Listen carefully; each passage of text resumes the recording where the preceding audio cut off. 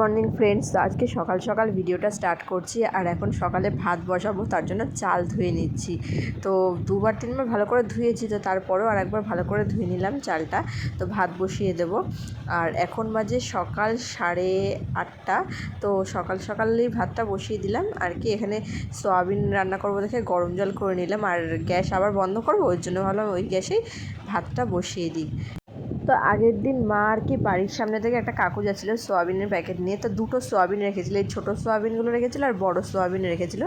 তো আমি ছোটো সোয়াবিনগুলো রান্না করলাম। আর বড়ো সোয়াবিন কী বলতো, খুব বেশি একটা ভালো লাগে না, যদিও বা রান্না করি না, আমি সোয়াবিনগুলোকে কেটে নিই মাঝখান থেকে। তো ওই জন্য আর কি সোয়াবিন ভিজাচ্ছি, ছোটো সোয়াবিনগুলো ভিজিয়ে এখন সোয়াবিনের তরকারি রান্না করব।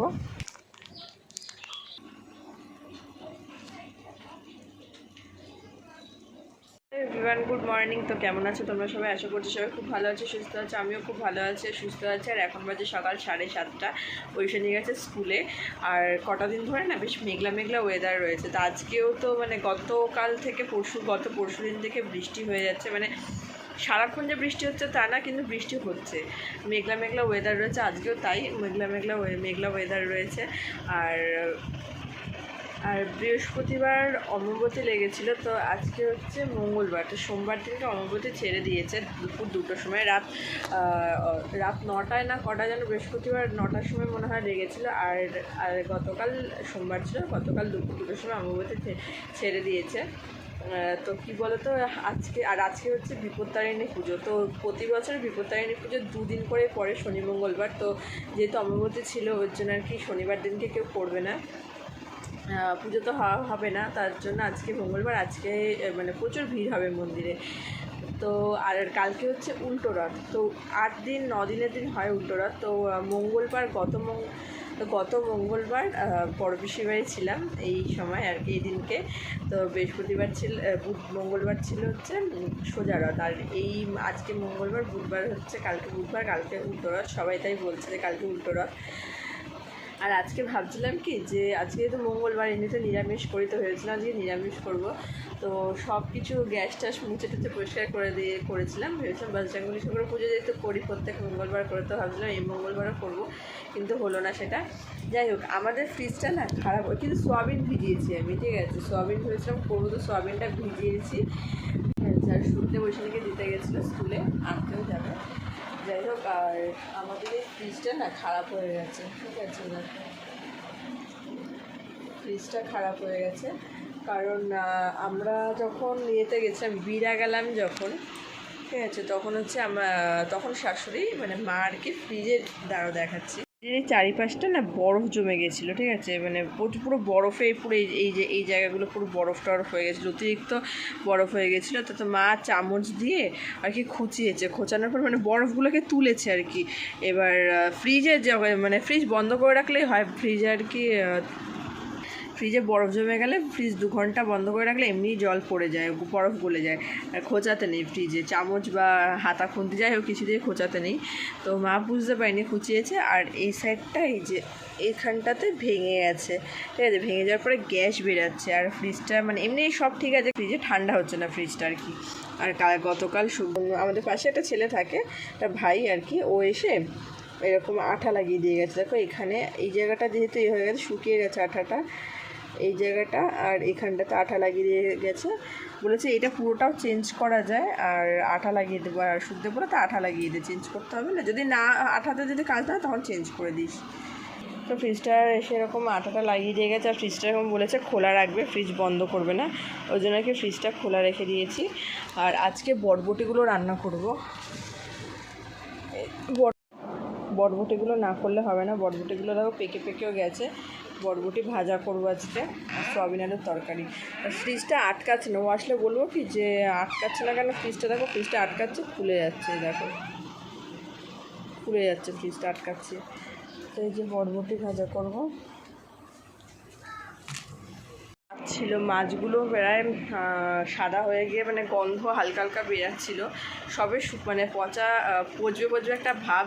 কিন্তু ভালো করে ধুলাম মাছগুলোকে, গতকাল রান্না করেছিলাম, ভালো করে ধুয়েছি, একদম কড়া ভাজা করে মাছের ঝাল করে নিয়েছি। গায়েও লাগে, এত টাকার বাজার মাছ ফেলতে সত্যিই গায়ে লাগে। আর ওদিকে বাজারটা যেন কিছু পচে গেছে, আর ওই জন্য বটবটিগুলো রান্না করে ফেলবো আজকে। তো চলো বেশি ভক ভক না করে তাড়াতাড়ি করে রান্নাটা করে ফেলি। আর সকালে উঠে সবার ফার্স্টে আমি বাসি কাজ বলতে কি আগে সবার ফার্স্টে ঘর ঝাড় দিয়ে ঘরটা মুছে নিই, ঠিক আছে? এটা হচ্ছে সবচেয়ে বড় কাজ আমার কাছে আগে। তো ঘর মোছা ঘর ঝাড় দেওয়া হয়ে গেছে। আর ঘর মোছার যে লাঠিটা ছিল না, লাঠিটা খারাপ হয়ে গেছিলো। তো সুখদেবকে বললাম একটা লাঠি নিয়ে আসতে ঘর মোছার, ওটা লাঠি একটা ঝাঁটা নিয়ে এসেছিলো। ঝাঁটাটাও মানে কেমন হয়ে গেছে, ঝাড় দেওয়া যাচ্ছিলো না। তো একটা লাঠি নিয়েছে। এবার লাঠিটা ভালো, চৌকো লাঠিগুলো না এরকম খুলে যায় মাঝখান থেকে, ঠিক আছে? তো এই গোল লাঠিগুলো নিয়ে এসছে। তো চলো বেশি বক বক না করে রান্নাটা করে ফেলি। তো চলো দেখতে থাকো আর সঙ্গে থাকো।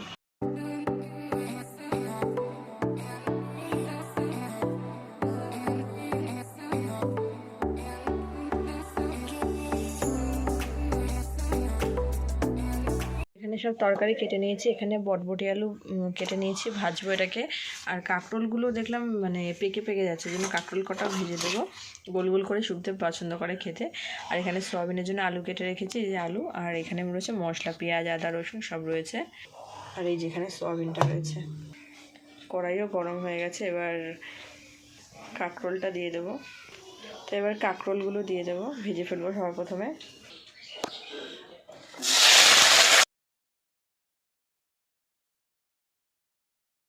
দেখো কি মুষলধারে বৃষ্টি পড়ছে।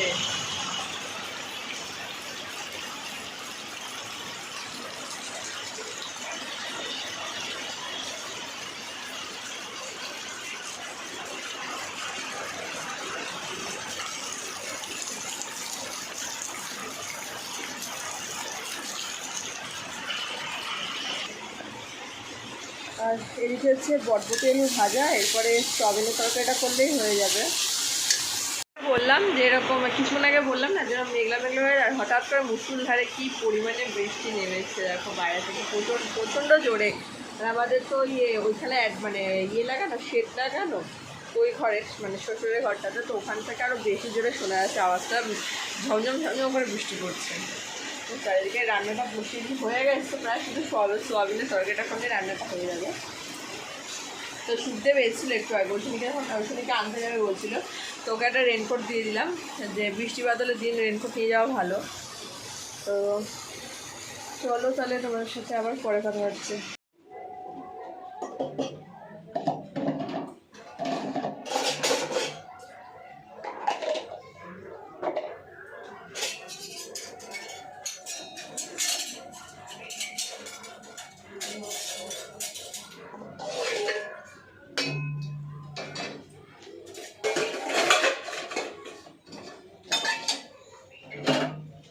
তো আমার রান্নাবান্না সব হয়ে গেছে। আর এদিকে গ্যাসটাও মুছে নিলাম। আর বৃষ্টিটা এখন একটু কম আছে, তাও পড়ছে, একদম ছিটাফোটা করে পড়ছে, একেবারে কমে যায়নি, ঠিক আছে?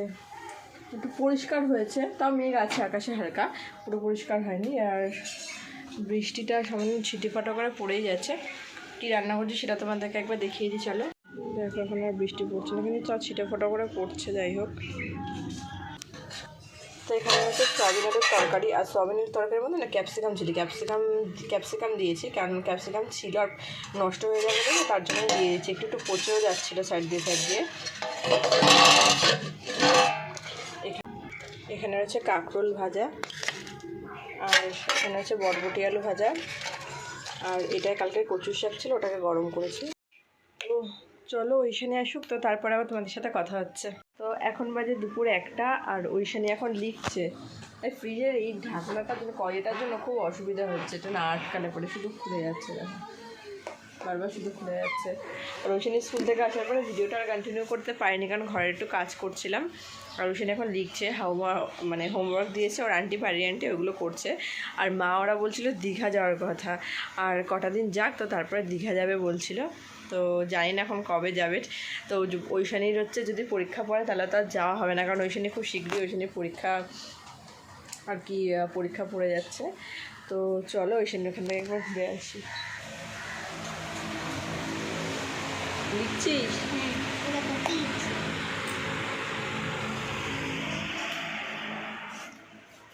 চলো, এই যে ওই শনি নামটা লিখছে।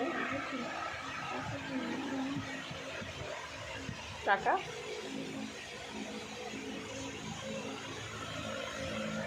কত ঘরে নামটা?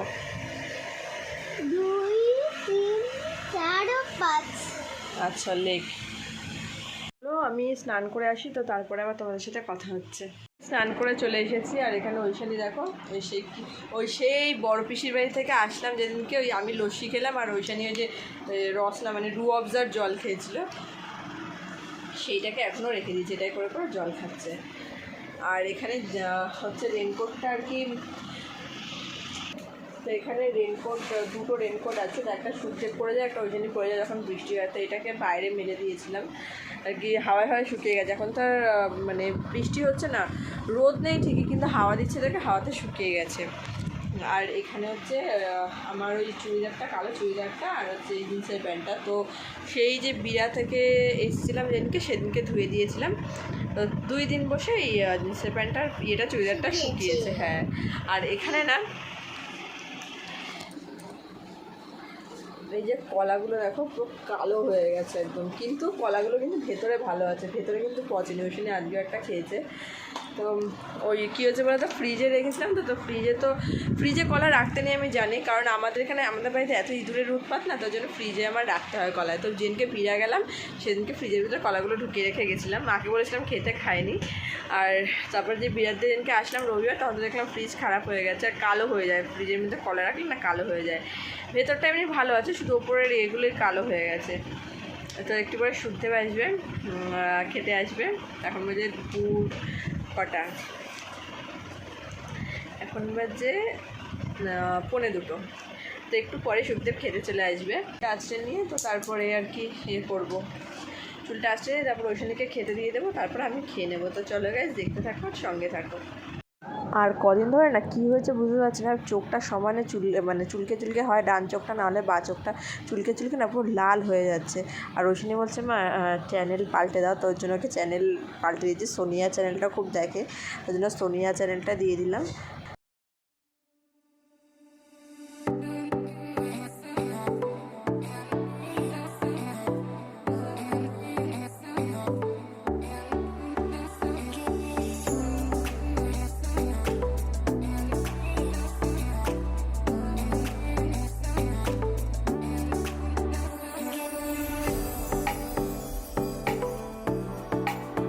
ঐশানী বসেছিল যে ওর পাপা কখন আসবে, তখন ওর সাথে পাপার সাথে ভাত খাবে।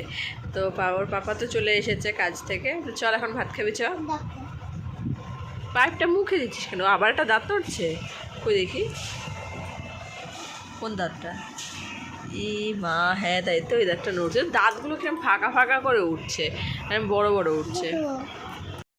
তো এখন বাজে সন্ধ্যে 7টা, আর এখন হচ্ছে আমাদের ফ্রিজটা ঠিক করতে এসছে, তো জানি না ঠিক করবে কি মানে হবে কি হবে না। তো বললাম না আমাদের বাড়ির পাশে একটা ভাই আছে, ওই ভাইটা এসে ঠিক করে দেবে, তো এসে ঠিক করে দিচ্ছে আর কি ফ্রিজটা। কি করিস, পচা ফোন করেছে।